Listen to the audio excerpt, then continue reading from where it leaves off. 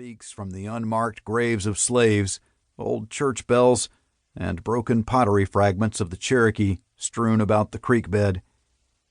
It is a remnant of our deep roots and a testimony of Appalachian life. The hollers of North Carolina, the valleys of Virginia, and the mountains of Tennessee have been witness to a system of witchcraft unique among its sister traditions of the Deep South and Cold North, as well as its child tradition of the Ozarks. This craft has been passed down through whispers over biscuits in the kitchen, seen in the hands of grandmothers sewing or spinning wool while entranced, and smelled in the chimney smoke carried up the mountainside. It's in the digging by sore hands and the churning of the mortar and butter churn. It's work and a way of life. You may have heard this craft called granny magic, hill folks hoodoo, or mountain conjure, but it's all the same. Every name describes the same rooted ways of my ancestors and the lands they chose to lay their bones in. The old folks didn't call it much of anything, really. But back then, those who knew these ways were called healers, tellers of tales, power doctors, and conjure folk, and yarb doctors by the Christian townsfolk. Today we call these workings and beliefs a multitude of things: Appalachian folk magic, Appalachian conjure, or simply trying. All terms denote the same practice, but each worker prefers a particular one, or maybe none at all. But back then it was just what you did or said when you needed something. It wasn't magic or spells. It was life and prayer. I grew up in East Tennessee, in the valleys below Buffalo and Roan Mountain. My family was mostly farmers in Virginia, Tennessee, and North Carolina, some going back a good 300 years. I spent most of my childhood at my great-grandmother's house on the side of Big Ridge Mountain near Devil's Nest in North Carolina.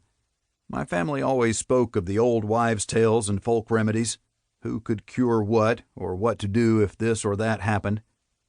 They were mountain people to the bone: hunters, farmers, blacksmiths, faith healers, preachers, and root diggers. My family's history is filled with this work. Papa Oscar was a water witch. Papa Trivet never met his daddy, so he could cure thrush, stop blood, and blow out burns.